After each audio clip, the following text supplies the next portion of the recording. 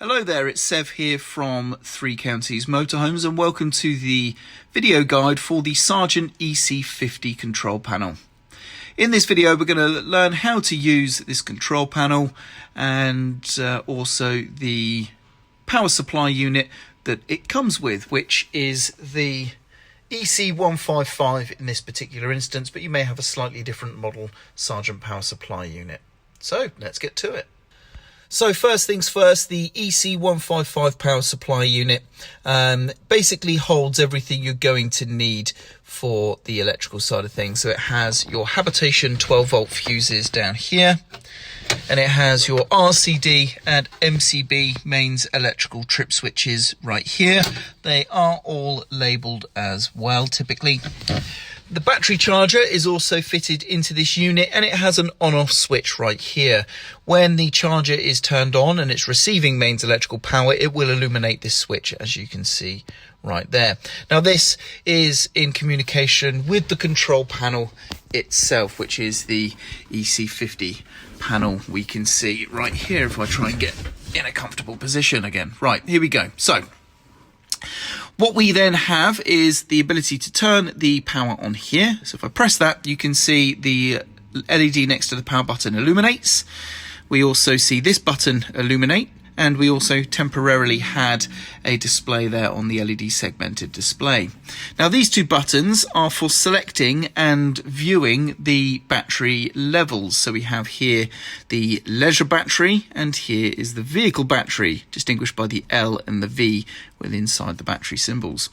The selected battery is indicated by the LED illuminating. So as you can see, we have the leisure battery selected. I can check the selected battery voltage by just pressing it again, and you can see there we have a nice strong voltage because of course this is on charge.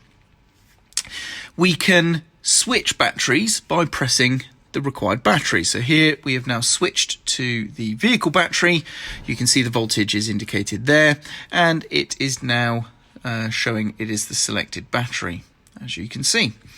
Now please bear in mind, of course, you will, in selecting the battery, you could be draining it as well. So if you're not plugged into mains electric charge, then only temporarily view your vehicle battery voltage before switching back to the leisure battery itself right there. Okay, now here down the bottom we have two buttons. We have a master switch for your water pump, and then we have an auxiliary. This could be wired into many things.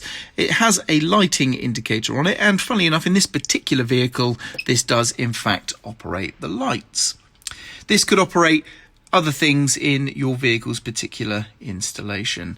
Now the difference between the EC50 control panel and the EC51 or 51 panel is that this button is replaced with a water tank indicator, and there is a separate video guide for that if that's the panel you have. I shouldn't have sent you this video guide by mistake, but yes, this is the EC50 where this just has an auxiliary button here rather than the water tank button.